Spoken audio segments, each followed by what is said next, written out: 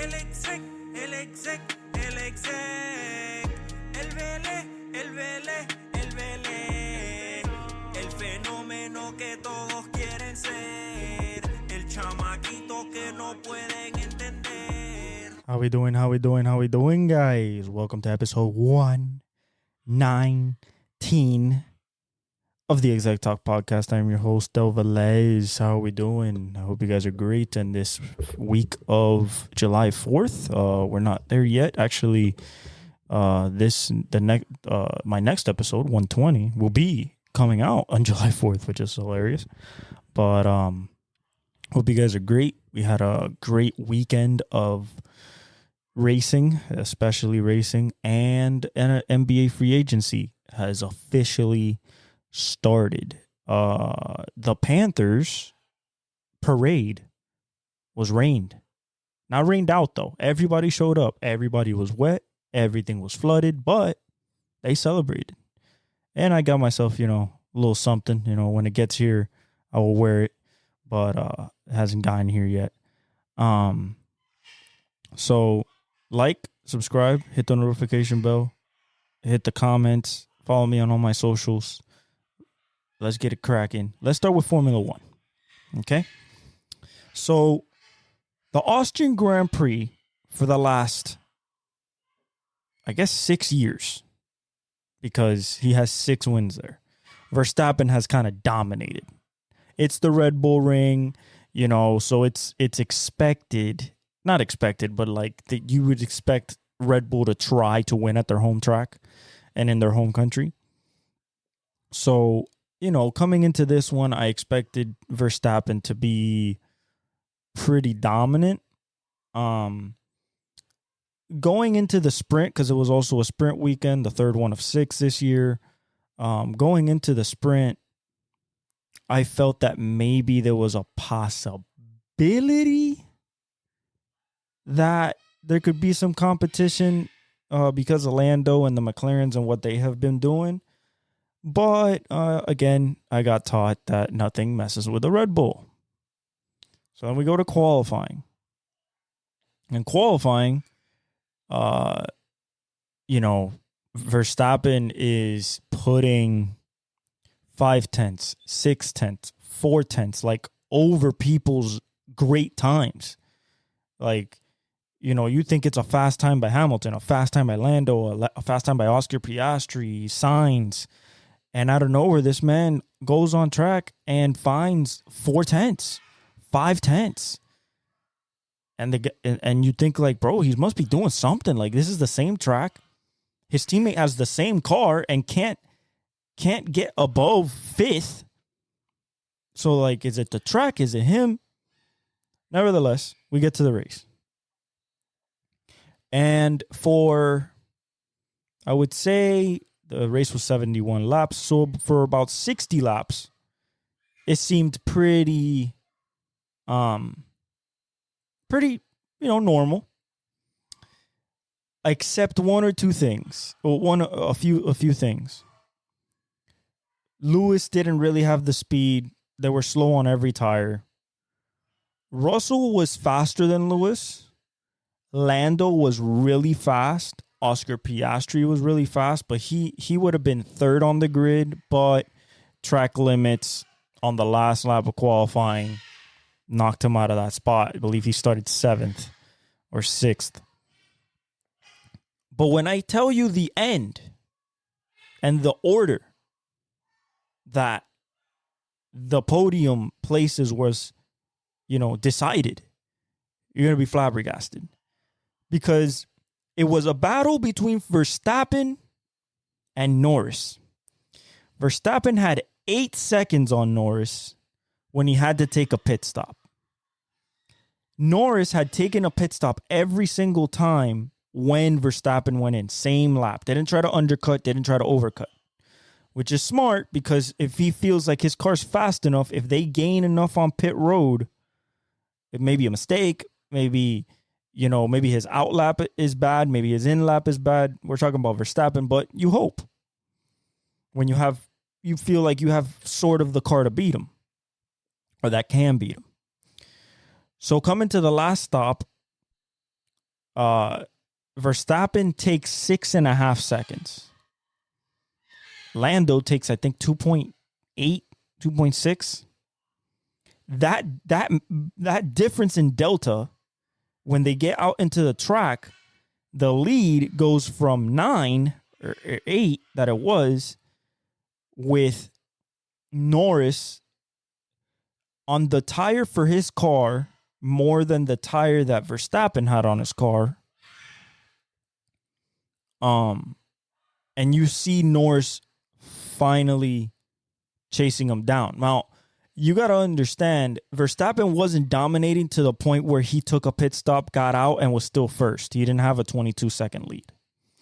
So Verstappen goes in, he loses the lead, drops to about 5th.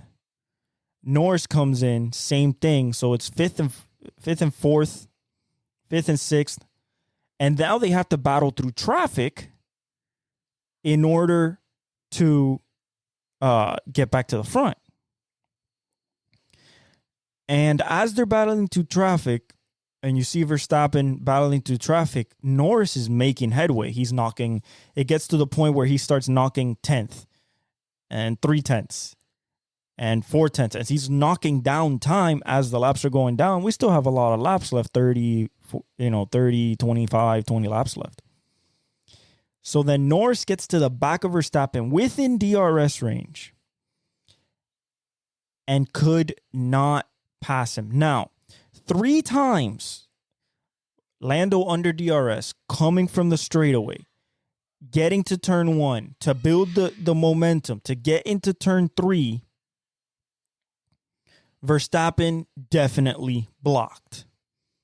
Twice he blocked, like making double moves.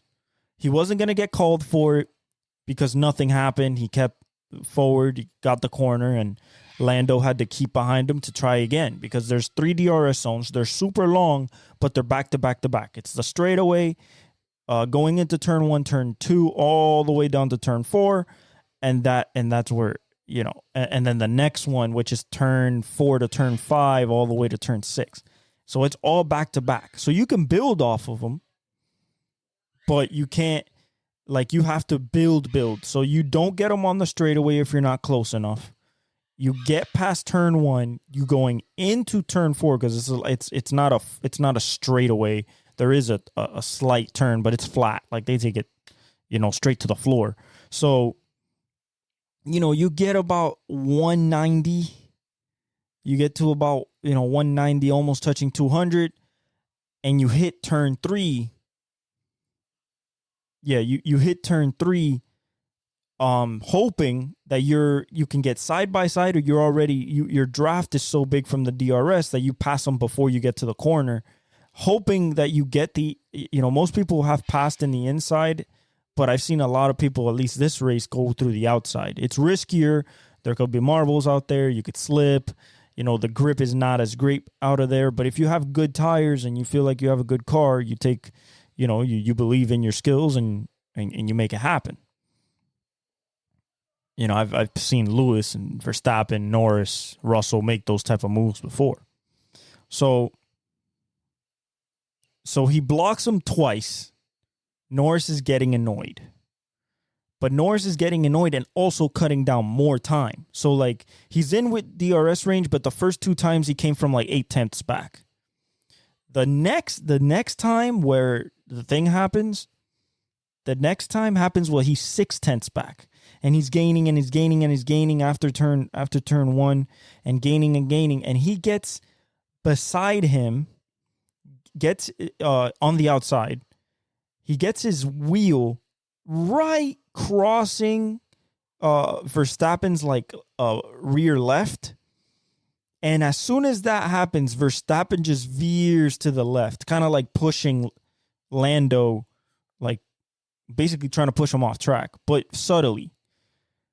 The thing is, Lando was already in front, so he was basically gonna make the pass. Verstappen, thinking that he could save himself, he tapped his wheel with Verstappen's wing, and Verstappen's wheel goes flat, and Lando breaks the car. He has to retire the car. He doesn't even finish the race. Verstappen finishes 5th because all he has to do is ride back to the pit, get a new tire, and get back out. And he finishes 5th. He still has a fast car, so nothing broke. But Lando's car breaks something in the rear, and I think in the front. And the crazy thing is that when they come off of touching each other, they keep going. And Verstappen, with a flat wheel, the wheel has so much force and had probably a little bit of air left, that they go down the straightaway and Verstappen still in front of Lando with a flat tire. Granted, Lando's car is broken at this point, but Lando's still there. And it was crazy to me because I was like, how does Verstappen keep up with a flat tire? Like, that makes no sense that he still can't pass him. So that happens. Once Verstappen goes into the pits, Lando retires the car. George Russell takes the lead. And George rides it to the end. Piastri chasing after him. And Sainz finishes 3rd. Crazy Austrian Grand Prix. I'm glad that a Mercedes won. I'm glad that another manufacturer won, to be honest with you, but I'm glad it was Mercedes. George gets his 2nd win. Mercedes builds more momentum going to Silverstone this week actually. Verstappen's going to bounce back. He always does when something goes wrong in his races. I expect Norris to be very strong at Silverstone. It's his home race. It's Lewis's home race. It's George's home race. So I expect them to be very aggressive in trying to win that race. That race is very important, historical perspective. I mean, you name it. And it's also Lewis's best track. So I expect him to be, I don't know if he can contend for the win because I don't think they have the car to. But, give him his best shot to try to go for a win, because he hasn't won in a long time, which is not normal for Lewis, a 7-time world champion and a guy that has won more than 100 Grand Prix. Most ever, by the way. So it was a great race, exciting. It was close racing. It wasn't really, nothing got to the 10-second range in leads. Everybody was passing people. The Alpines were very surprisingly fast. Haas did its thing. But overall, it was a great race. I'm glad it wasn't a Verstappen fest, even though for 50 laps it was. But, it brings a little bit more excitement to Formula One, seeing that, other people can win. That's always good for racing. In the NASCAR, another crazy race. They're in Nashville. Christopher Bell is dominating. Wins first 2 stages. I mean, he's cruising. Cycle of pit stops happen. A lot of people stay out. A lot of people stay out. So he goes in, gets tires and fuel, and he comes out back like 15th. We're talking about the dominant car the whole race. We're talking about the guy who could not be passed. He was the fastest by far. But when you get back into the pack and you've been up front all day, you don't know how the air is going to react to your car. Nobody touched him. He said in the interview after, he said, hey, they asked him, what happened? He said, I put myself in a bad position. He put himself in between behind a car, in between a car on the bottom, because he was going in the middle lane. And there was a car little bit ahead of him, but higher on the track. And he got in a bad aero position. Aero means aerodynamically. He got in a bad position. He lost the load on his car, downforce wise, because he was going behind a car that was punching a hole in the air. And then the car and the track is prone to, you're taught as a racer and to be any good at racing, at driving, you're taught to race at the edge of grip, especially in NASCAR, especially in stock car racing. So you're at the edge of grip, which means you are a thin line between what's called checkers and wreckers. You either finish the race or you're wrecking. And unfortunately, that little mistake of putting himself in that position in the corner, I believe it was turn 2, or if not turn 3, he puts that position in the corner. He basically looks like he overdrives the car. He overdrives the corner, but he doesn't. He loses load on his car. The back spins around, and he breaks something because he spins and hits the wall. Not backwards. Yeah, he hits it backward, but he hits it hard enough that he breaks I believe the front arm of the front, basically the front, what holds the tire together. Oh my God, this not the steering arm. Spring arm. He breaks the front spring arm. Can't fix it. Take it to the garage. He's done. So he doesn't finish the race. Then after that, the rain came. There was a lightning delay and then a rain delay. Track is green. They jet fire the track. Track is green. And now you see, you see Denny Hamlin. You see, Blaney, and they're in the front. They're in the front. Larson, but there was so many cautions, and they got to the point where this is stage 3, taking tires and fuel at that track. After most people last stopped lap 204. Blaney stopped 201. So Blaney was leading, but he knew he was going to run out of gas. Like, he knew. So there came a point where Blaney was just like, nah, I can't. I can't keep going, and I'm going to run out of gas. I'd rather finish well than not finish at all. So he goes to the pit. The next guy goes up. You had Zane Smith up there. A lot of people wrecked, especially at the end. Like, there was five overtimes in this race. We're talking about people that thought they were good for the end of the race for fuel. Blaney went 1 overtime, had to go to the pit. And you had people, but Joey Logano was crazy because Joey, after Blaney goes to the pits, he gets the lead on a restart. And Ross Chastain's right there and everything. But Joey has, he passes Denny. And Joey finishes the race somehow, some way, with gas after running 105 laps on his gas tank.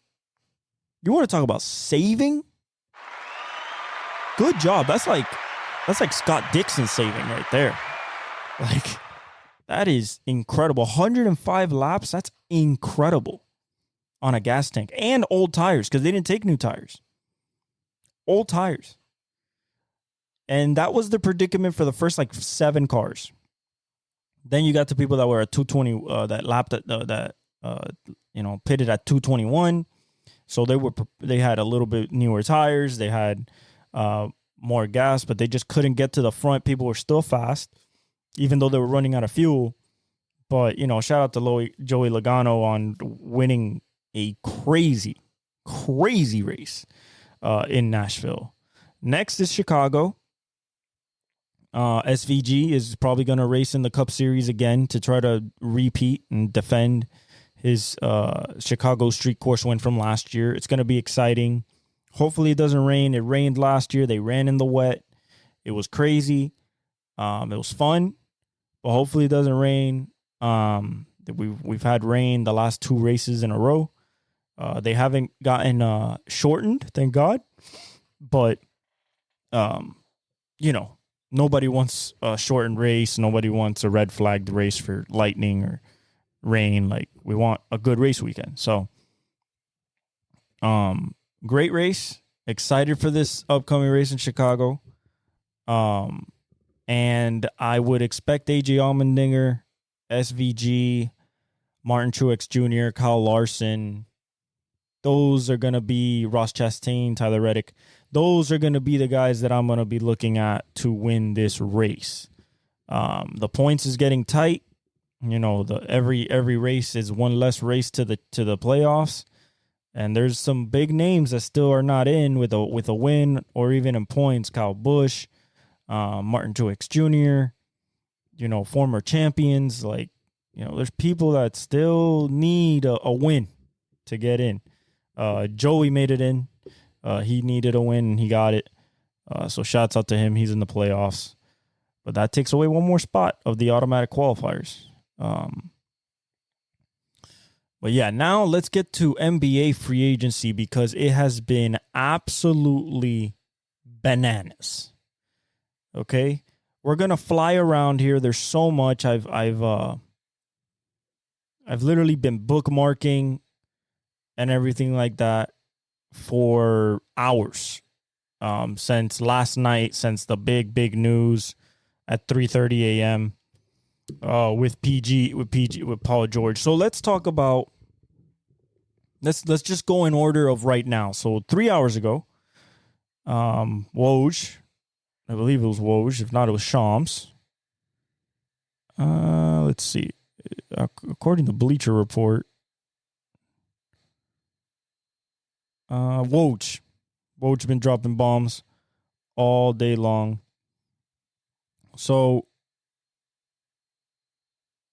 Klay Thompson, the dynasty has been officially broken up. This is like the 2008 Boston, Ray Allen to Miami, you know, one of the best three-point shooters of all time. And, you know, same type of caliber of player. But, so Klay wanted 4 years. Steph got 4 years. Wiggins got 4 years. Draymond got 4 years. He didn't get 4 years. They were offering him 2 because it matches up with Steph's contract and Steve Kerr's. As well, I think, as Draymond's, if I'm not mistaken. Which, you know, would lead you to believe that was the time they were probably going to retire.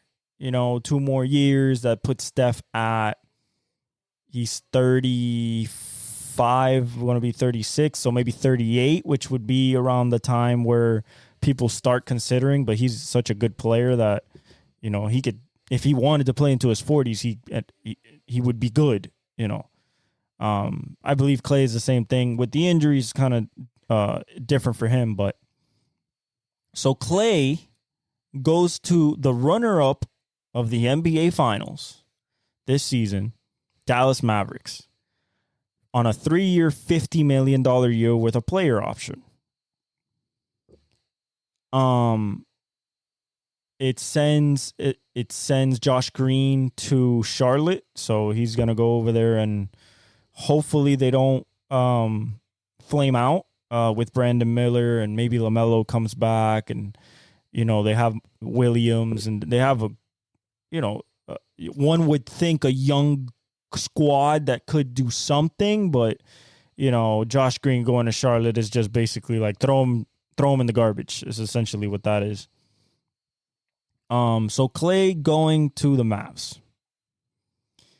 Okay, this shakes up the West in a way where now, let's say, you know, Klay was in the Mavs for this Boston series. That means that another 40% three-point shooter would be on the floor, which means you can't play 2 on the ball. Now, they didn't want to play 2 on the ball, but somebody would get tired because Klay doesn't stop moving. He's a set shooter. He's a come off a pin down, fly off a screen, take it while he's moving. He could put the ball on the floor a little bit, but he doesn't like to dribble. But what this means is like the corners. Remember they were trying to stop the corners of Derrick Jones Jr. and, Tim Hardaway, Kleber, PJ Washington. If you have Clay you do not give up that corner three. And you don't want to give up a three anyway, because Clay can hit you from any part of the floor and extend range. Just like Luka, just like Kyrie. So I think it's going to add a very, very interesting dynamic. I won't say that they're automatically championship favorites, because we got to talk about the moves that have happened over the last, almost 24 hours at this point. But in the West, I think that they're definitely in that top three echelon of okay, this team can definitely win the West and try to win a championship. I think with Clay, it gives them a little bit more leeway when it comes to going through the rounds.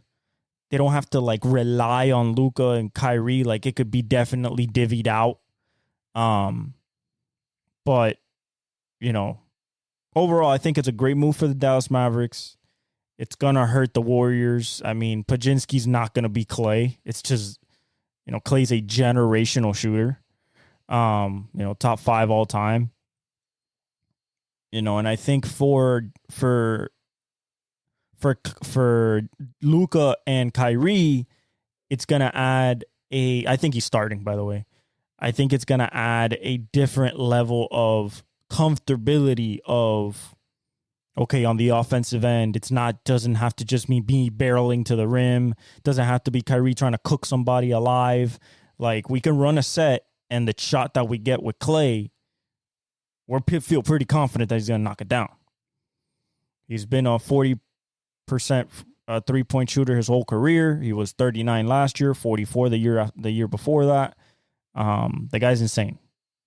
Even after the injuries, the torn Achilles, the torn ACL, he's still a 4-time champion, first ballot Hall of Famer, a guy that you retire the jersey, you put a statue out in front, which he will have a statue along with Steph and Draymond. And it's a big shout out to the Dallas Mavericks pulling this off. I thought that Clay, once I heard the Dallas Mavericks, I thought that would be a good fit for him. But, there was teams that were definitely interested in Clay, and talking about him, and LeBron wanted him to stay and go to the Lakers. He was willing to get a pay cut for it. I mean, people wanted him. Magic were talking to him. The Sixers. So he planned to talk to good teams, people that could contend. But Dallas is the best chance for him, one, to get his money, $50 million, 3 years, pretty good at his age, and two, also to chase a championship, to be able to get a fifth, lead a team, not lead them, but lead them in an example, show them what it takes. He has 4 of them, and he's been through everything that the NBA can throw at you. So shout out to the Dallas Mavericks. Let's go through some little things here before we get to the bigs, the big things, and the draft as well that happened last week. Colin Gillespie, he signs a 2-way deal with the Suns. Goga Batadze from the Magic, he's returning to Orlando on a 3-year, $25 million contract. He's a great rebounder, has great touch around the rim. I think he's going to get better too. He's young. Jason Tatum finally agrees to the $314 million contract extension with the Celtics, including a player option and a trade kicker. Biggest deal in NBA history. We knew this was coming down the pipeline. They had to secure their superstar. He earned it. He has 3 All-NBAs. He just needed 1. He got 3. So, yeah, I mean, Jason Tatum deserves it. He has generational wealth now, and his family will be good, and Deuce will be good for many, many years to come. Now he just has to find a girl and be happy and get married.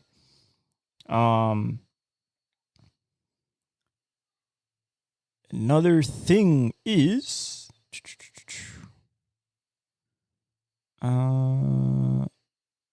$315, 5-year Supermax, 315, 314, $1 million ain't really changing nothing. So he's signed through 2029 and 2030. That's important for them because this is their window.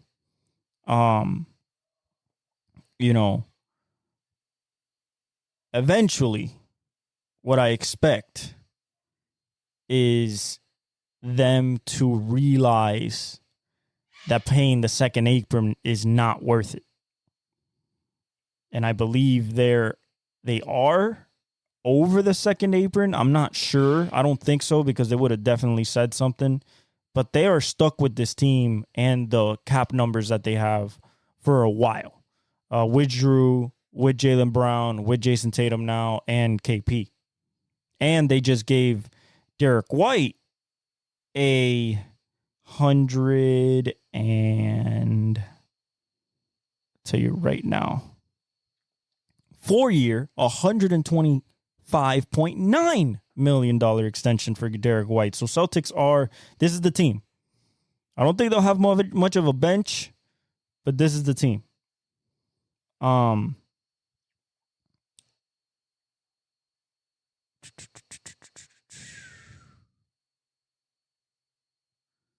Klay Thompson is, and then Batum signs a 2-year, $10.6 million deal with go back to the Clippers. He went from the Clippers to the Sixers, back to the Clippers. 3-point shooter, defender, coming off the bench, just a little def,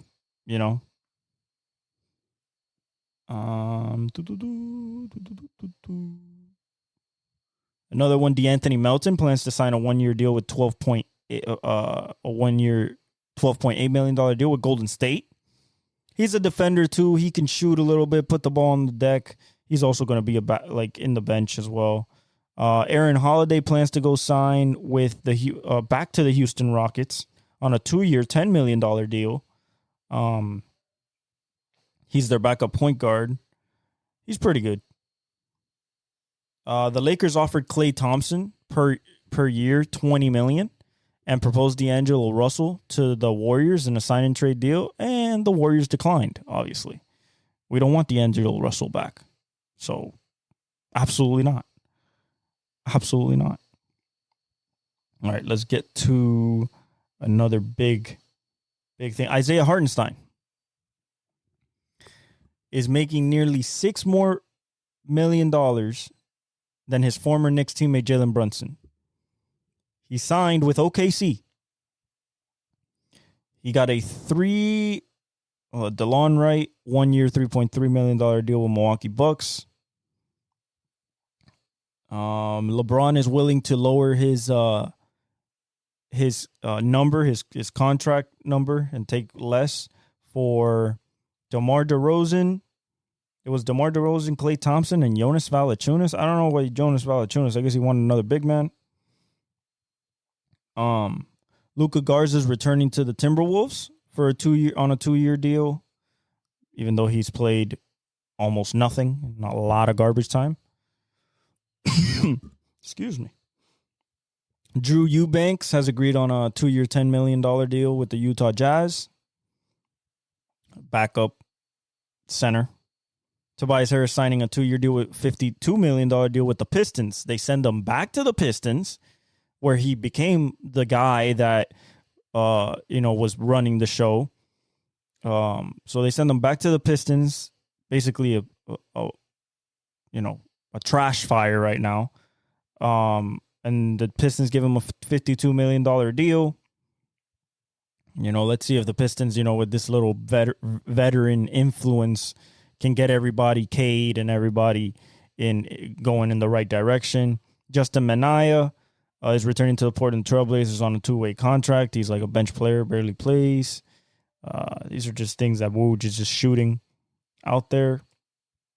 Yeah, he's like they said ideal. Tobias Harris is an ideal fit on the floor and in the locker room for a young developing roster. It's very young, 21-year-olds, 20-year-olds.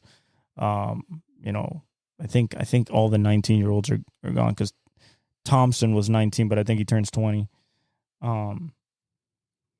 Probably overpaid with $52 million, but it is what it is. I mean, 52, what is it, 26.5 million?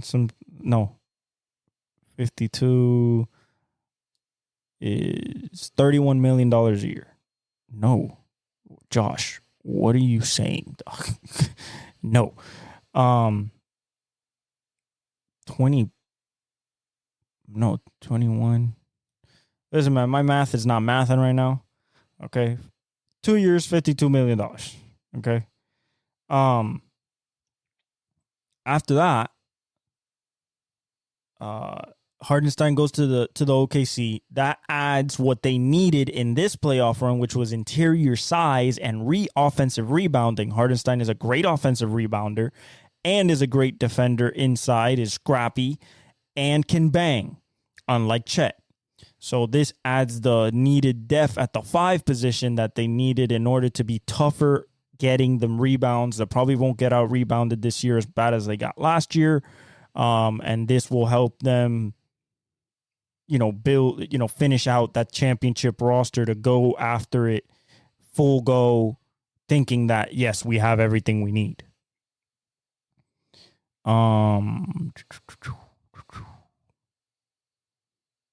So it's a 3-year, $87 million deal. So pretty good for Hardenstein coming from the Knicks.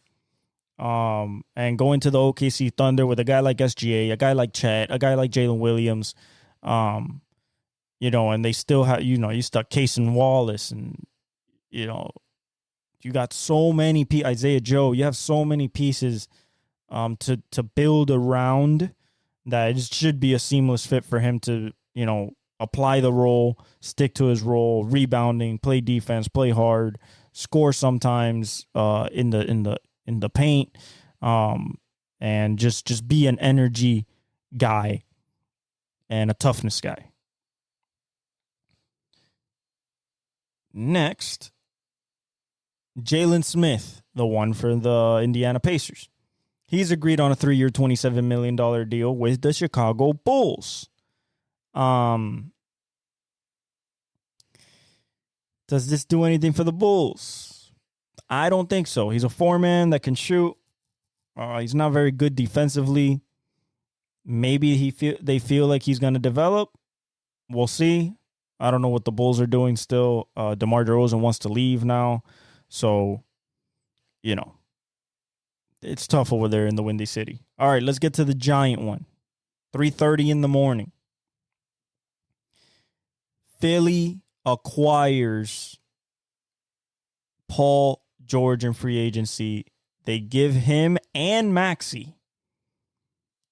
They give Maxey a $204 million extension.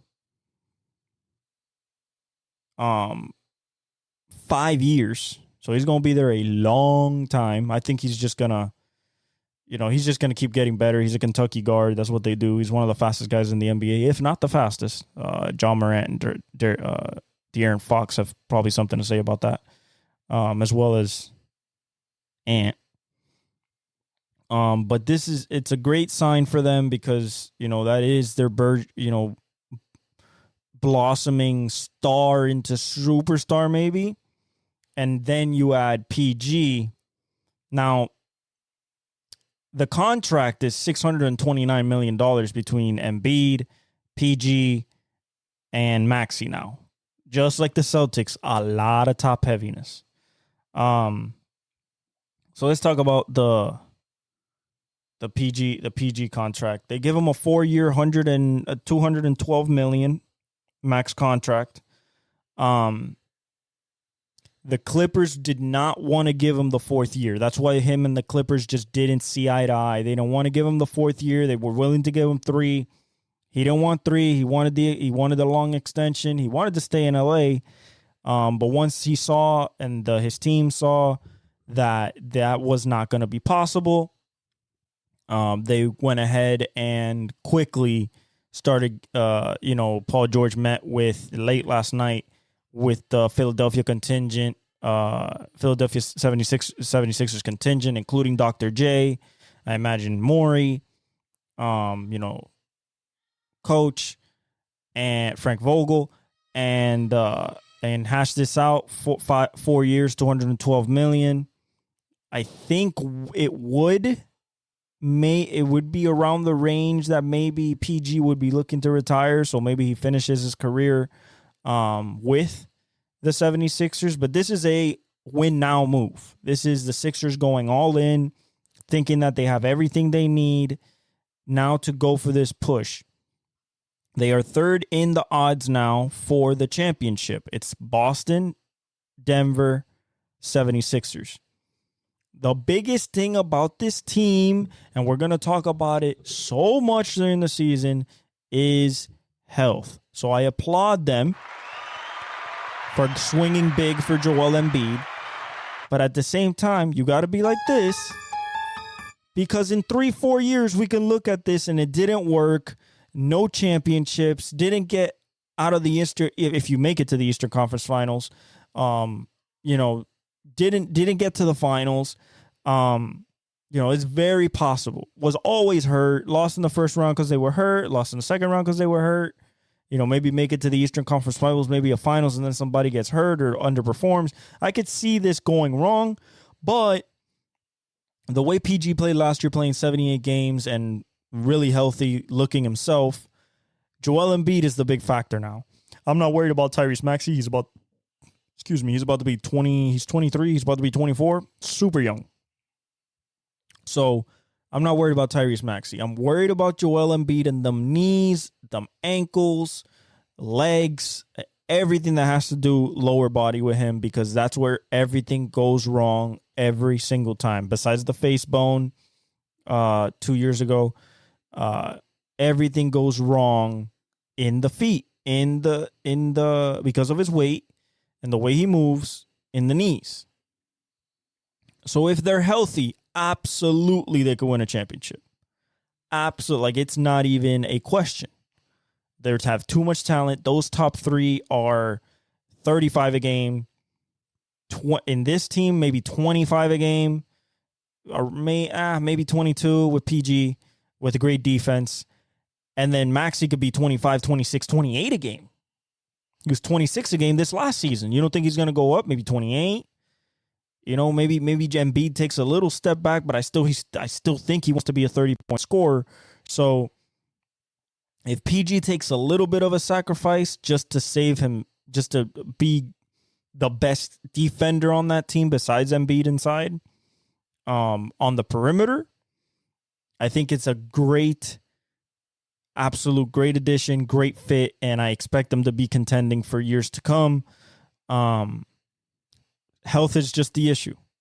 Health, and when you meet Boston, I don't think Boston has anybody for PG. PG's a legit, PG is a legit 6'9". PG is also a guy that has learned how to score against anybody. I don't think if you stick Jaylen Brown on him, I don't think he's strong. He's plays at his own pace. He's very smooth. That's why they call him Smooth P. PG is smooth. He is silk playing the game. Beautiful game and strong. So I don't think a guy like Jason Tatum, Jaylen Brown, Derek White, Drew Holiday, I don't think that they will really bother him. He's too good. He's a Hall of Famer. He just needs that one cap. He just needs the championship cap, to really cement, his greatness as a player. Not that he's like top echelon all time and everything like that, but he's put a legit career, Hall of Fame career on it. People know him. He has appeal. His shoes have sold a ton, so I think that PG with a championship, especially in Philly, to win it in Philly, I haven't done it since 82 with Malone. It was Malone. Barkley hadn't gotten there yet. It was MVP, I believe MVP Malone. Dr. J was still on the team. I believe it was Malone, Dr. J. It might have not been Dr. J. Anyway, that Sixers team, that was insane. I believe it was 82. So, since then they haven't won a championship. So if PG wins it with Embiid and Maxey, that would be a definitely cemented cap on a great career for PG and definite Hall of Famer, maybe first ballot.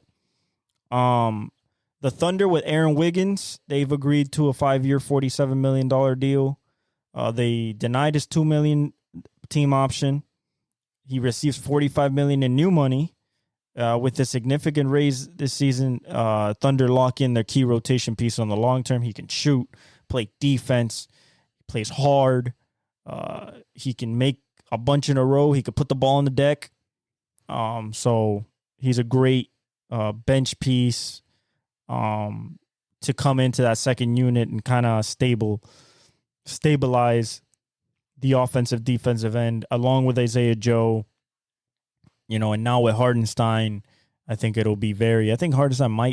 Chet might play 4 and Hardenstein play 5. If not, Hardenstein plays 5 off the bench like he was doing at the Knicks, and Chet plays 5.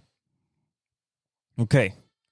That has been everything, I believe, when it comes to trades and free agency. The Miami Heat, though, just saw this about an hour ago. The Miami Heat believe that their team is good enough to contend at full strength. But an NBA official who has spoken to the Heat said Miami continues to say that while it wants to improve the team. It believes it has a roster good enough to contend if healthy. But that's seemingly impossible to prove or disprove because they're rarely fully healthy. Cry me a river. Come on, man. We don't get Dame. We don't get Drew. We don't get PG. Can we get DeMar? Can we get Zach LaVine? No, Jimmy's going to stay. Okay, well, if Jimmy's going to stay, then I guess this is our team. And if we're 8th again, and that's what it is, then so be it. But don't tell me that you're trying to improve the team when we're failing. So as soon as the Bulls traded for Josh Giddey, DeRozan wanted out. Places where he could go, I don't know if he would fit at the Warriors. The Warriors are looking for Lauri Markkanen and going after him after losing Klay Thompson, which is what I've been saying for so long. Lauri Markkanen, 6'11", shooter, can get inside. I've said this for months about Lauri Markkanen. You know what I'm saying? Especially to Golden State. So hopefully they pull it off. DeMar DeRozan could come to Miami. DeMar DeRozan, they could use him at a young place. Okay. Oh, the last trade we got to talk about. DeJounte Murray to the Pelicans. DeJounte Murray to the Pelicans. Okay. From the Atlanta Hawks. Why? Because the Atlanta Hawks knew, just like everybody else knew, that DeJounte Murray was the easier piece to move. Was the more valuable player. More consistent, better on the defense, way better on the defensive end. Let's not even talk about that. And by the way, Derrick Jones Jr. signs a 3-year deal, $30 million with the Clippers. So they're going to have that wing defender. Essentially, they lose PG to get Derrick Jones, which is younger, but can't play like PG offensively. LeBron called Clay right as free agency opened. Yo, come to my team. Najee Marshall has agreed a 3-year, $27 million deal with the Dallas Mavericks, so they lose Tim Hardaway Jr. They lose Tim Hardaway Jr., and they replace him with Najee Marshall. Mason Plumlee, 1-year deal with the Phoenix Suns. Backup big, I imagine, because Drew Eubanks signed somewhere else. Hold What else? I bookmarked a bunch as they happen. Jonas Valanciunas agreed to a 3-year deal with the Wizards. I'm sorry.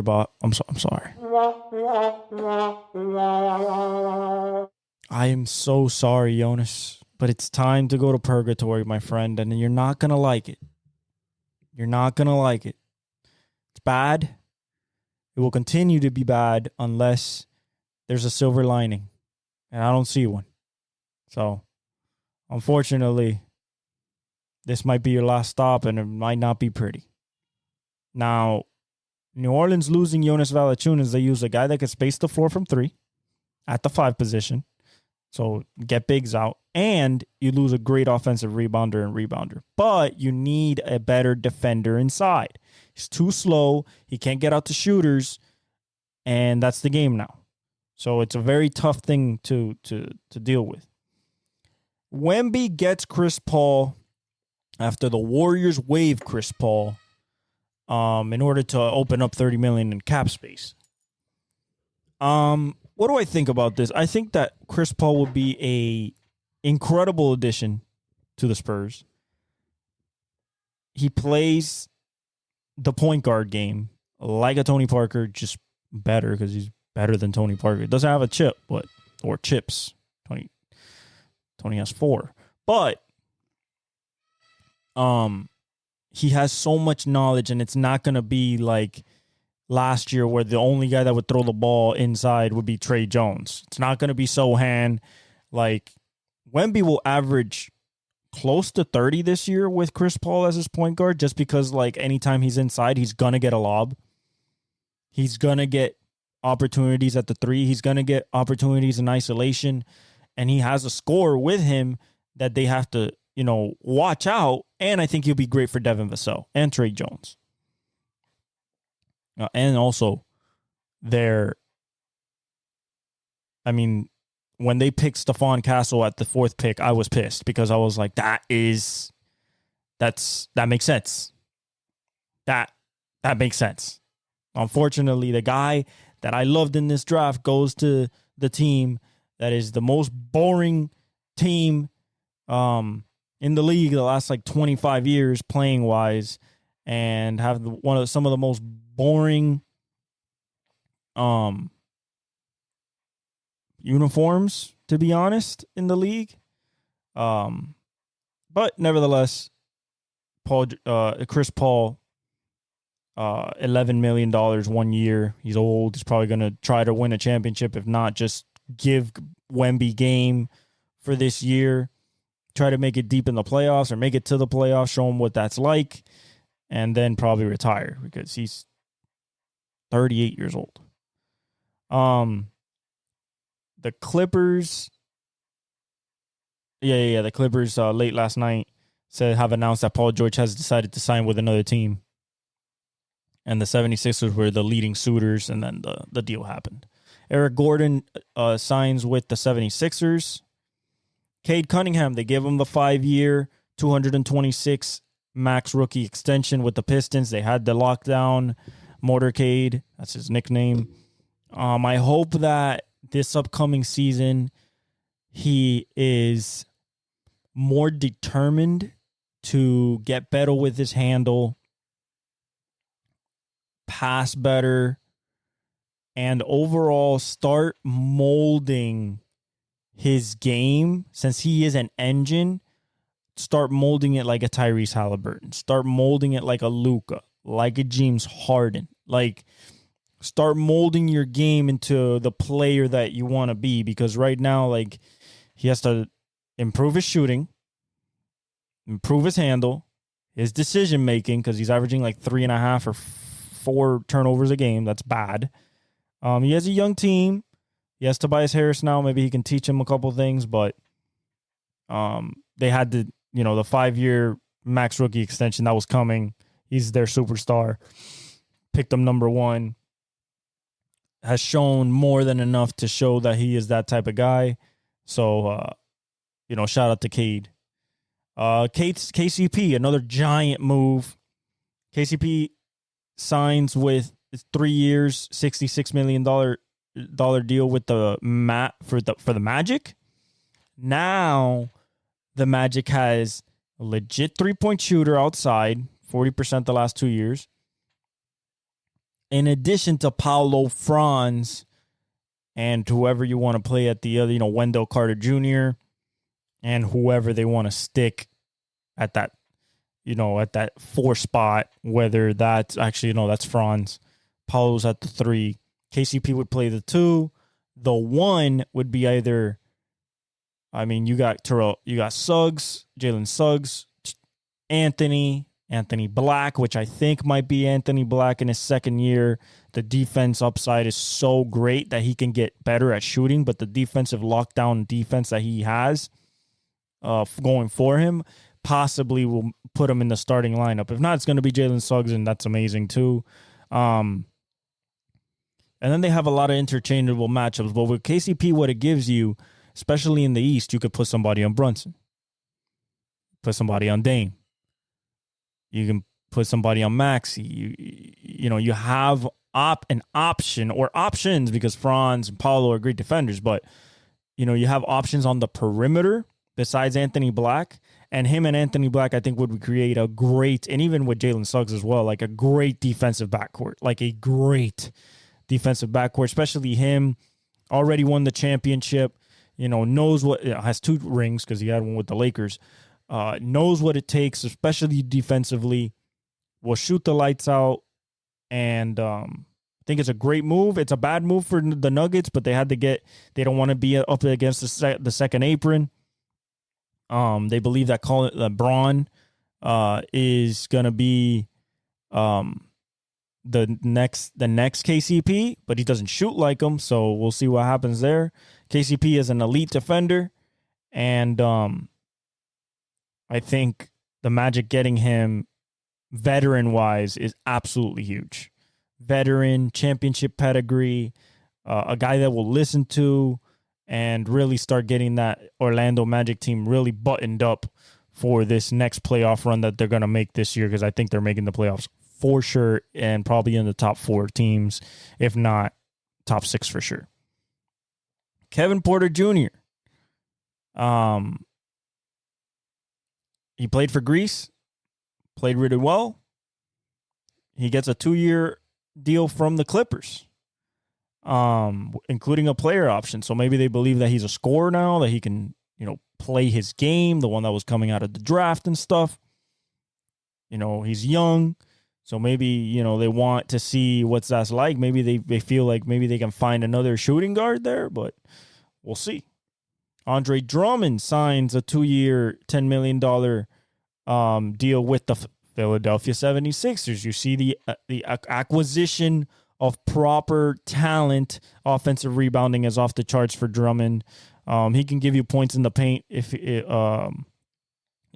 need him to.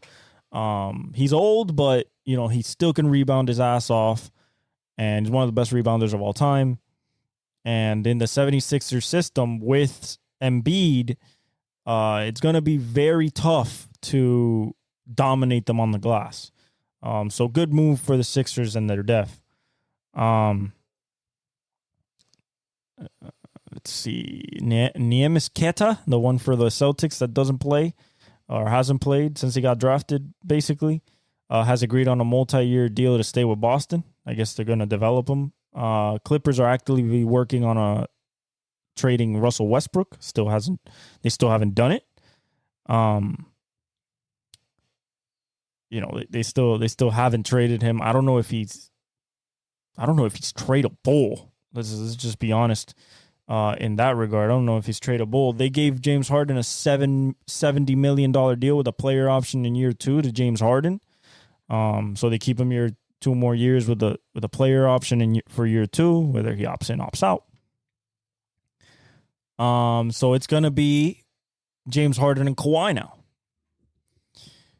with a couple pieces here and there, but they couldn't keep Paul George, and they didn't land no big fish. So they have to stay healthy now, both James and Kawhi, and now their talent gap got smaller because PG's gone.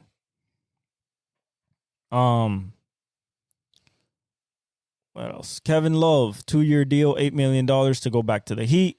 We keep our sharpshooter, offensive rebounder. Still just overall championship pedigree, what we like, knows the system.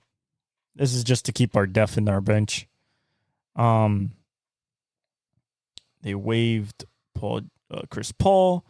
Restricted free agent Max Christie intends to sign a 4-year deal, $32 million deal with the Lakers. He's shown promise as a rotation player. JJ Redick wants to keep that.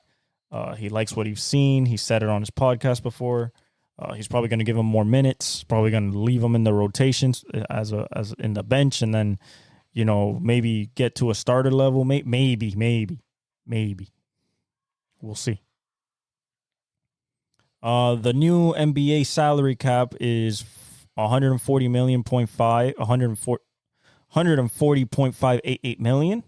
The luxury tax is 170.814 million. The first apron is at 178.132, and the second apron, the one you don't want to be over, $188.93 million. Tobias Harris is signing a 4-year deal with the Indiana Pacers, so he's going back to the Pacers. They keep their wing, high flyer, defender, can score sometimes. Made it to the Eastern Conference Finals, was a big part of it. So, and a top bench contributor. Detroit Pistons are hiring JB Bickerstaff from Cleveland to Detroit. He's been to the Eastern Conference semifinals. He went to consecutive playoff runs with the Cavaliers. It's probably a better coach than Monty Williams. I don't know what he'll do. He'll probably tell Cade to just be Cade. I hope that he develops Thompson, Sasser, Duren. There's a lot of talent on that team, but it's a lot of young talent. So, but JB Bickerstaff, I think it's a good hire. It was a good hire. Patrick Williams signs a 5-year deal, $90 million to go back to Chicago. They think that he is part of their definite future. I don't blame him. He has size. He can defend. He has to show more on the offensive side of the ball, as in, give him the ball and let him create. Maybe he can shoot better or get to the rim more. If they feel like he is part of their future plans, I hope their future plans include a championship or at least chasing after one. So that's how he has to develop. What else? Brendan Ayuk says he wants to play for the San Francisco 49ers, despite his contract stalemate with the team. So that means he's committed to the team. He looks like he wants to win a championship. DeJounte Murray to the New Orleans Pelicans, which is what I was talking about. They're moving Larry Jennings Jr., 2 first-round picks, to the Hawks, and and they get DeJounte Murray. Now, what you got to understand is that DeJounte Murray is a defender and can score. I think the acquisition of DeJounte Murray tells us about what they're going to do with B.I. I think B.I. might be moving on. That's another piece that somebody can go get, or they trade for him and they get assets for. It hasn't been going as well as it should have gone the last few years with B.I. So I think the greener pastures would be great. That's another guy the Heat should go after. That's another guy maybe the Warriors should go after. There's a couple teams that, maybe should. The Bucks. That should maybe just knock on that door a little bit. Just Minnesota. So yeah, Larry Nance Jr., 2 first-round picks for the Hawks. The Hawks needed to break that team up. That team didn't work. It was 41-41. DeJounte Murray is definitely the more popular, not the more popular, but the more popular player around NBA circles about who was the better player out of them overall. I don't know if Trae Young will get moved. I imagine so. If not, he stays with Atlanta by himself. But then Larry Nance going to the Hawks, it's just another high flyer, probably coming off the bench, I would think. If not, they would start him with Jalen Johnson. I believe that is their future. That's who they're building around, Jalen Johnson. Legit 6'9", high flyer, athletic, can play defense. I think that is rebound. That is their future, not Trae Young. The Lakers are ready reportedly to offer LeBron 3 years, $162 million. Bryce James is eligible to get drafted the 2026 season, so maybe people are thinking maybe he just got Bronny. We'll talk about that. Maybe he wants to play with Bryce as well. He would be like 41, 42 at that point, which would be insane. So let's go to the draft. Okay? Let's go to the draft. The Denver Nuggets had serious interest in Paul George, but they were unwilling to give up draft capital, which is understandable, but they lost KCP, which is a big loss, so Braun better step into those shoes. I think he can, though. I saw him at Kansas. He won a championship over there. He was a big part of it. I think he can. The Warriors are blocking Andrew Wiggins from playing for Team Canada as the team looks for a trade for him this summer. So I guess they're looking for a trade, Andrew Wiggins, but you just lost Klay Thompson. Are you looking to blow it up completely? We'll see what happens there. Okay, and then we get to the draft. Detroit selected Ron Holland out of the G League Ignite at number 5 in the draft. Khalil Ware for the Heat, a center, out of Indiana, 15th overall. We'll see what he does, a big man. Jared McCain, the Duke Blue Devil, Jared McCain. He got picked by the Sixers. He's a TikToker, paints his nails. But I think he's going to be a very good addition, especially to that second unit with not Marcus Sasser. Oh man, I forgot his name. That young kid that kept scoring. Let me look for it right here. I don't want to mess up his name. Because I liked him a lot out of the draft last year. Let me see. Teams. 76ers. Where you at? 76ers. 76ers. The roster is, as it loads, I am talking about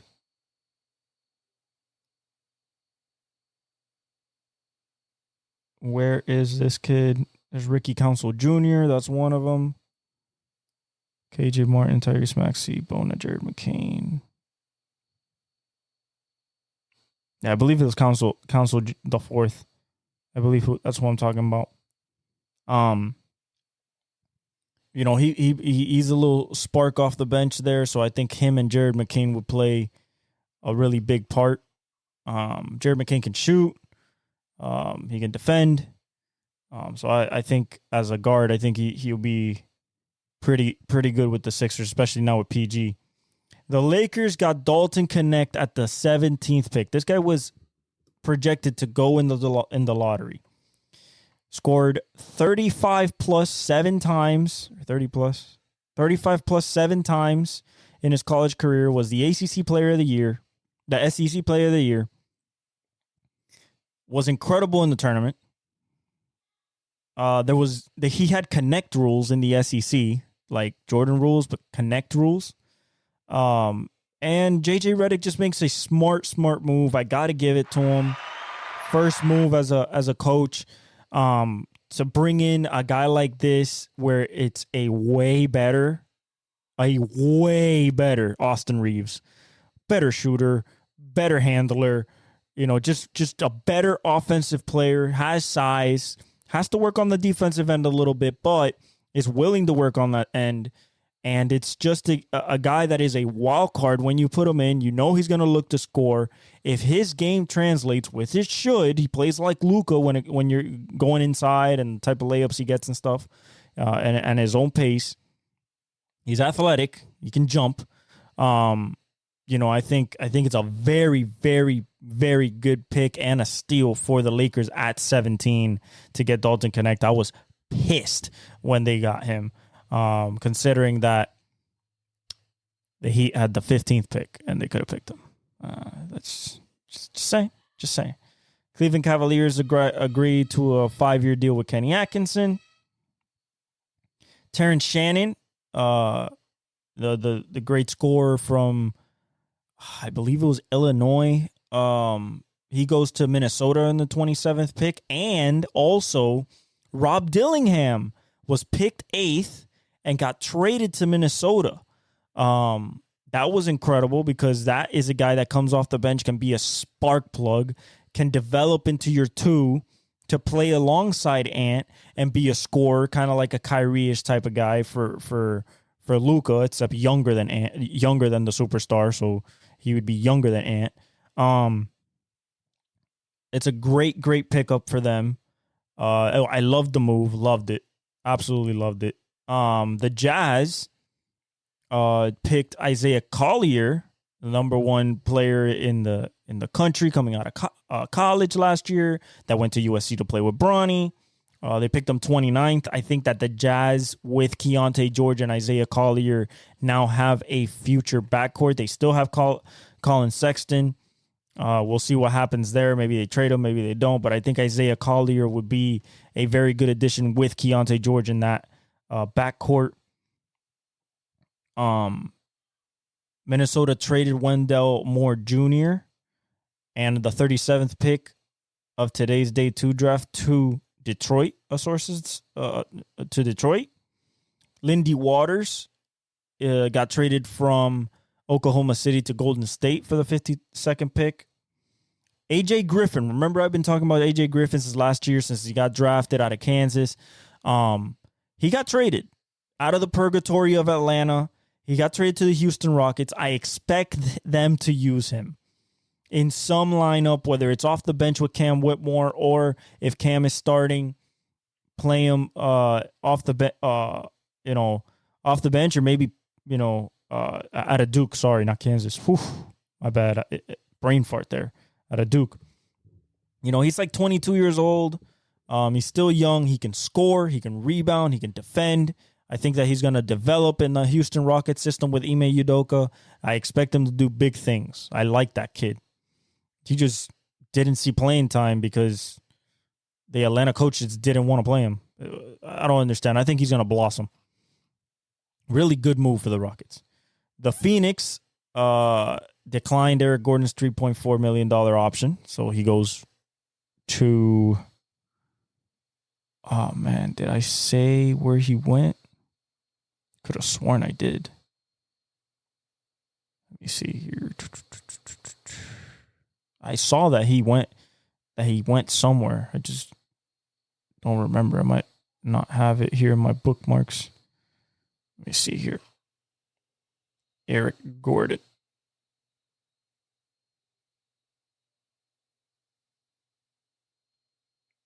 Eric Gordon. Can't spell now. Great. Eric Gordon. Eris. Bro, I can't even write right now. This is bad, guys. Eric Gordon.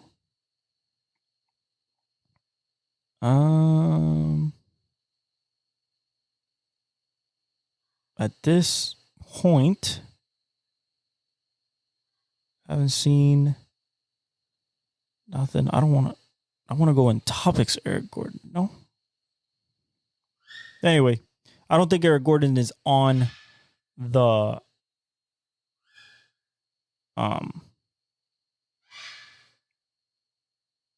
he might actually. Oh, yeah, 76ers. He went to the 76ers. I think I said that. So he stretches out the floor more. PG, Maxey, everybody can shoot. I think that is a very good addition for them. He can shoot the lights out. He can get really hot, consistent. And overall, I think the 76ers, if they don't make it to the Eastern Conference Finals, I would say that this season has been definitely a failure this upcoming season for sure, because there's no way that you do that and bring all that talent in and everything. And I don't even mean beat Boston. I mean get through Milwaukee, the Knicks, Indiana. Those are like the top right now in the East, after 76ers and Boston. Other picks that were very noteworthy. Jamal Shed from Houston. He goes to Toronto. I don't know why they keep, drafting small guards. They drafted the kid that could pass really well, Powell, or Norvell. I believe it, Noel. They drafted him. They haven't used him. They draft another small guard. I don't know. Maybe they play him with Scotty Barnes. We'll see.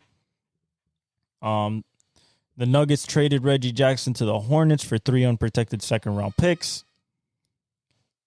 Connor Bedard wins the Rookie of the Year in the NHL. Just a little plug there for the NHL. Tim Hardaway Jr. has been traded for 3 second-round picks, and Quentin Grimes to Detroit. So there goes Tim Hardaway Jr. to Detroit.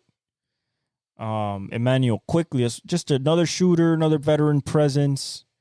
Emmanuel Quickley intends to re-sign with the Raptors on a 5-year, $175 million deal. So he gets really paid, was a big part of the second half after he came from the Knicks.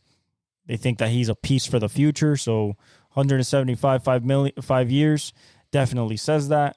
Quentin Grimes is a shooter from 3 for the Mavs. So they move Josh Green, they move Tim Hardaway Jr., bring in Klay Thompson, bring in Quentin Grimes, can play defense. So I think that would be that is a good move for the Mavs, and overall good moves for the Mavs overall. Cam Johnson hasn't gone anywhere, but the Lakers supposedly have interest in him. The Jazz are open to trading Walker Kessler. I don't know why you would, though. That's a great big man, but if you're going to lose Lauri Markkanen, and maybe you will, I don't think you move Walker Kessler personally. And then Denver traded Reggie Jackson to the Charlotte. Poor Reggie, man. Went from Detroit, became a guy, goes to Denver, wins his championship, and then they send him to purgatory. Charlotte Hornets. Hopefully Brandon Miller is that guy. I think he is. But that team is not going to be close this year. That happened. The Kings traded Davion Mitchell, the defender, and got better shooting. But they traded him and Sasha Vezenkov, the guy that they brought from overseas. I believe he was the EuroLeague MVP not last year, but the year before that, to the Raptors for Jalen McDaniels. The McDaniels brother, long defender. The Kings need that type of defender. Davion Mitchell will be good for the Raptors, though. So will Vezenkov, I think. I think he'll play more to his strengths over there, not being behind a guy like De'Aaron Fox and then Sabonis. But, you're still behind Scotty Barnes, but that's about it. So I think that they will both find better openings at the Raptors. The NFL, just a little thing. Not little, because they're going to play $12 billion to the fans because they were overcharging Sunday ticket. So that's what happens when you get a little too greedy. $12 billion. It's not going to hurt you, but it hurts you. It hurts you publicity-wise, but, you guys are the best. The NFL is the biggest thing that rises, so I don't think it'll be that much of an issue. But that will still get appealed, and, it'll take a couple years for that to happen. So the Jazz drafted Cody Williams, which is J-Dub's brother from Colorado, with the number 10 pick. And he could shoot, defend. He could do everything his brother does. His brother's a little bit bigger, but he's been in the league 3 years, about to be his third year now, this second year, last year. You know, I think that Cody Williams will be not as good as his brother, but maybe, maybe. 10th pick, they'll definitely play him. The guards, though, are getting stacked up over there at the Jazz. Getting a little stacked up over there. Grizzlies don't even have to do nothing. They get Zach Edey.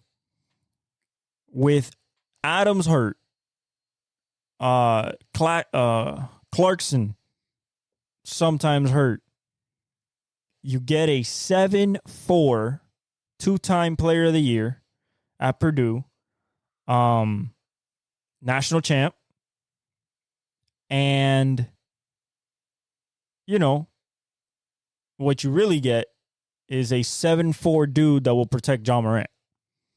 Now, you have rim protection with him, and Jaren Jackson Jr. is insane.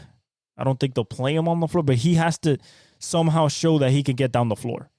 Because if he's slow, he won't, he has to be Jokic, essentially. He has to play like a 7-4 Jokic. But with Wemby and people like that already, and KP, people like that in the league, especially getting drafted more and more, I think Zach Edey is a good pick for the Grizzlies. We'll see what happens, though. So the Spurs drafted Rob Dillingham with the 8th pick after dropping Stephon Castle, but they traded him to Minnesota for a 2031 unprotected first-round pick and a protected 2030 pick swap, which I think is great for Minnesota, to be honest.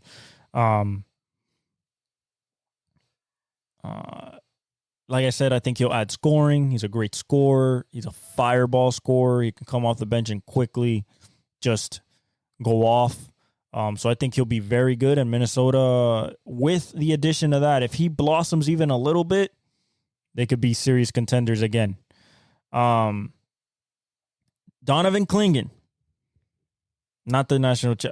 Sorry, I said Zach Edey was a national champion. Donovan Clingan is a 2-time national champion. My bad. He goes to the Blazers. Great pick.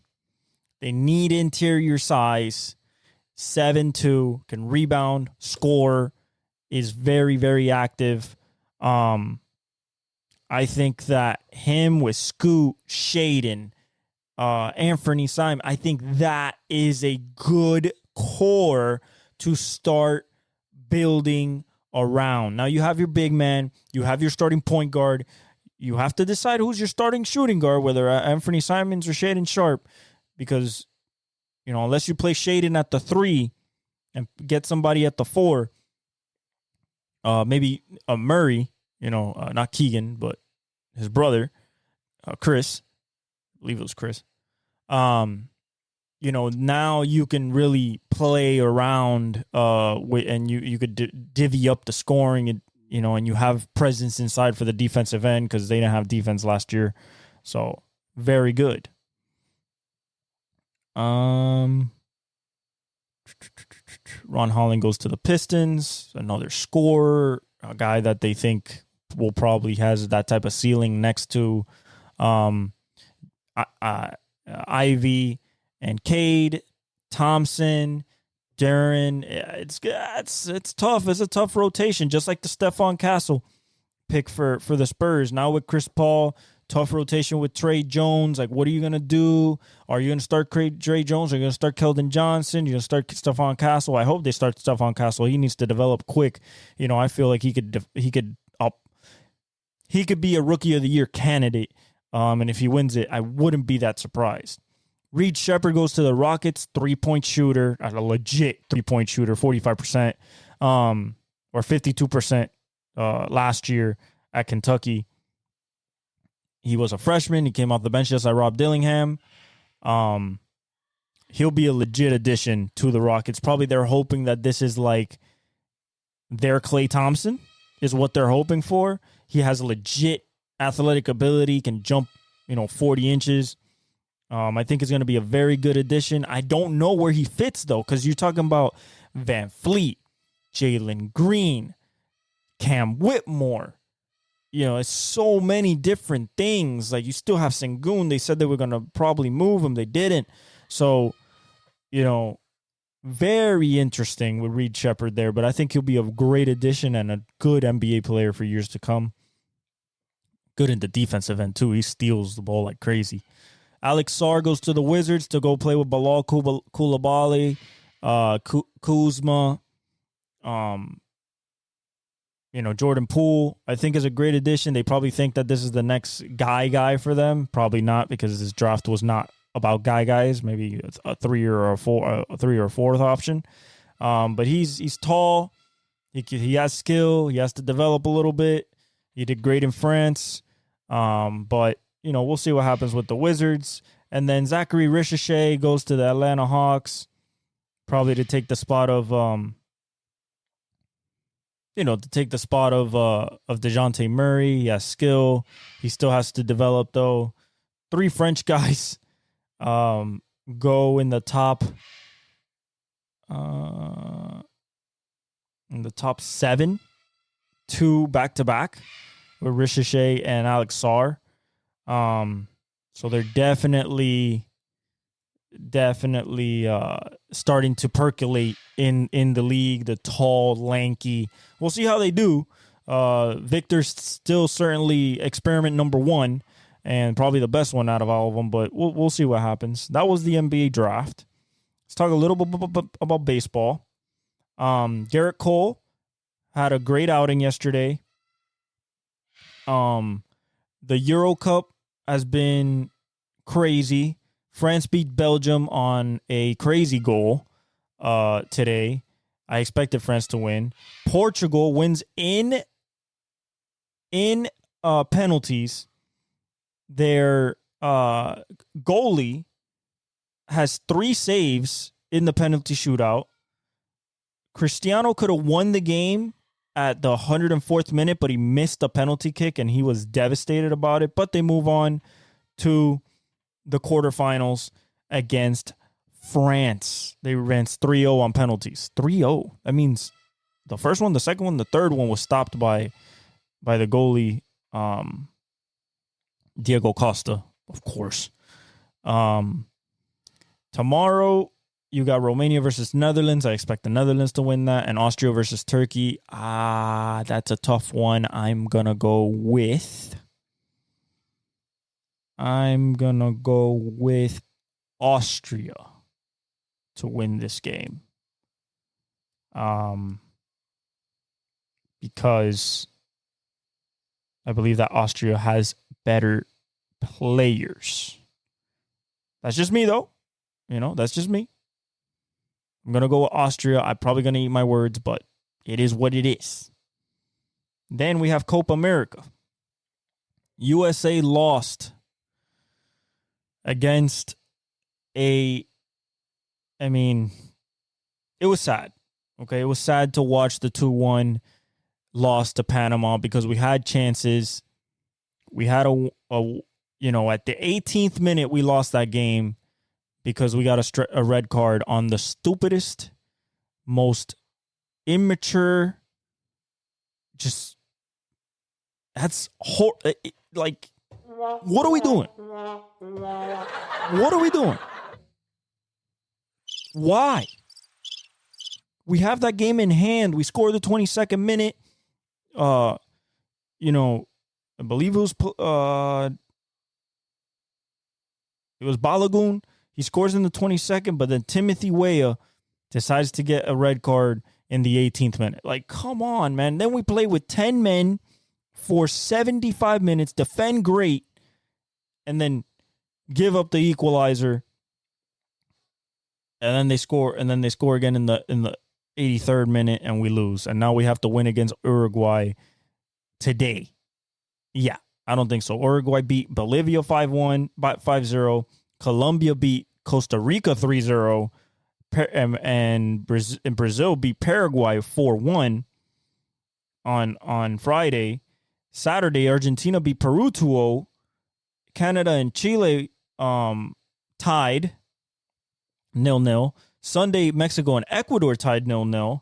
And then Jamaica lost to Venezuela 3-0. And then today at 9 o'clock, we face Uruguay. And Panama faces Bolivia.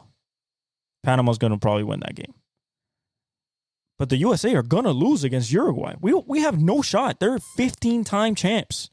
Zero shot at winning this game. I think we basically shot ourselves in the foot. Too bad, though. It is what it is. Brazil, Colombia, though, Tuesday, tomorrow at 9. That's going to be a game to watch for sure. Okay, let's go to baseball. Just quickly, Garrett Cole came back. He did great. There's only 3 games today. Mets, Nationals, they're in the top second, 0-0. Astros, Blue Jays, they won 3-1. Astros won. And then Brewers, Rockies, 8:40. I expect the Brewers to win. The standings are as follows. Baltimore and the Yankees are tied, finally, at the top of the AL East. Boston's 8.5 back. Tampa Bay's 11. Toronto's 15. They're done. They're hoping and praying for wild cards. Cleveland is 6 up on Minnesota, 7 up on KC, so they're starting to pull away a little bit. Detroit's 15 back, and the White Sox are 30 back. Luis Robert came back. He's playing great, but they're done. Fetty and Crochet will probably get dealt. That kid Cannon, their rookie. Thorpe is another one. They're playing well, but they suck. Seattle still at the top of the West. Houston is 3 back, so they have climbed back after an abysmal start. The defending champs are 8 back, the Texas Rangers. 9.5 are the Angels. 17 back are the Oakland A's. They're basically done. Phillies up 8 games on Atlanta. 13.5 games up on the Mets. 15.5 games up on that division's over. Milwaukee's up 6.5 games on the Cardinals. 9.5 games over Pittsburgh. 11 games over Cincinnati. Cubs are 11.5 behind last place. I think this is also, we're calling it here with the Brewers. Maybe Seattle. Maybe St. Louis. Pittsburgh is a little long shot, 9.5. Skeens has been absolutely incredible. Incredible. Cannot expect any more from Skeens. More than 8 strikeouts, I believe, every single time out. Not allowing. He's at a 2.14 the last time I checked, but after this new game that happened about a day ago, I'm not sure what he's at right now. Let me see if they updated it. What his ERA is at. He might be at a 1.9 or maybe at a 2.05 or something like that. So let me see. I'll tell you guys right now. Yeah, 2.06. Yeah, 2.06, 4-0, 70 strikeouts, a whip of 1.03. I mean, elite, just absolute elite stuff. Exactly what you expect from a number 1 pick, and the guy with that much hype. Noelvi Marte returns to the Reds. Ellie has been hitting well. Jonathan India has found his Rookie of the Year form again. He's hitting really well. He's hit like doubles in 6 or 7 straight games. Brian Reynolds had a 26-game hit streak snapped yesterday. 26-game hit streak snapped yesterday. Wilson Contreras is back with the St. Louis Cardinals. He's playing again after a broken forearm. His brother William is still crushing it in Milwaukee. The Dodgers are 7.5 games up on the Padres. Arizona is 10.5 back. And San Francisco's 11 back. Colorado's 23 back. Ezequiel Tovar is playing well for them. For the Colorado, Ryan McMahon, Nolan Jones. They just, they suck, unfortunately. Bailey Falter is a really good, not Bailey Falter, Ryan Feltner, I think, is their next good pitcher. San Francisco been playing well, just pitching comes and goes for them. Hitting comes and goes for them. Arizona's struggling with the pitching. Zach Allen came back and had a great outing yesterday. So maybe that'll turn them around. But Merrill Kelly's still hurt. So, they still have fought going in there. San Diego's playing well. Michael King's playing well. No Fernando Tatis. But Cronenworth is playing well, and Arias is playing well. Manny Machado is playing well. So I think they're not going to catch the Dodgers by ever, but I think that they're making a good push for the wild card. And then the Dodgers, Ohtani's another MVP pace again. In the NL, I would pick him right now. You have William, Bryce, Correa, because he's playing really, really well. But he's on the AL, my bad. MVP? Yeah, I would say Ohtani. And it's not even exaggerating. It is Ohtani in the NL for sure. I think he's like 4 back of Judge. He's at 31 home runs, absolutely trying to bust past his last record, 62. Ellie De La Cruz already has 40 stolen bases. I imagine that he's going maybe for 80, or maybe for more, because he sometimes doesn't run. And I'm like, dude, just run every single time. They're not going to catch you. They've caught him a couple times, but I don't think they'll catch him.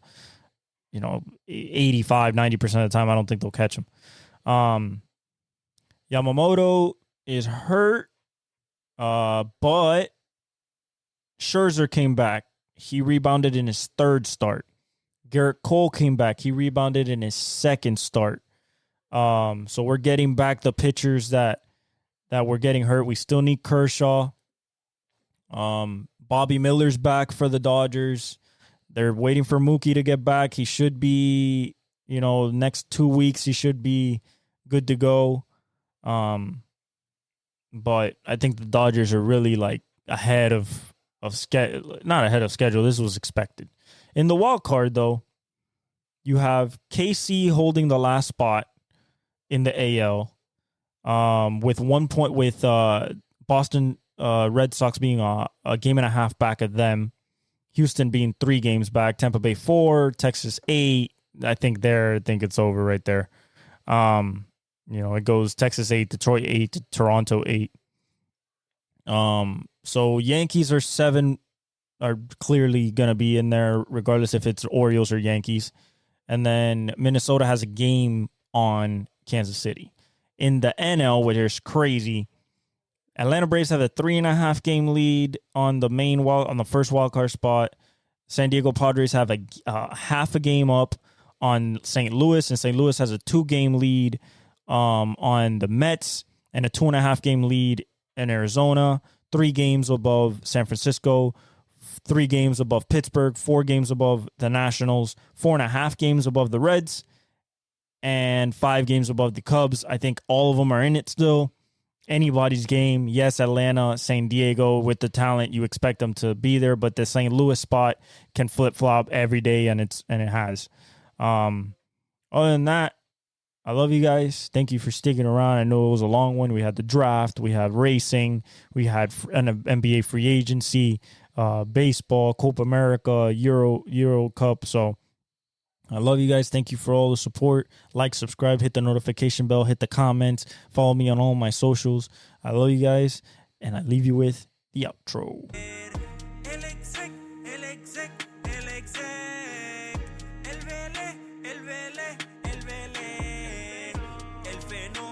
Que todos quieren ser el chamaquito que no pueden entender.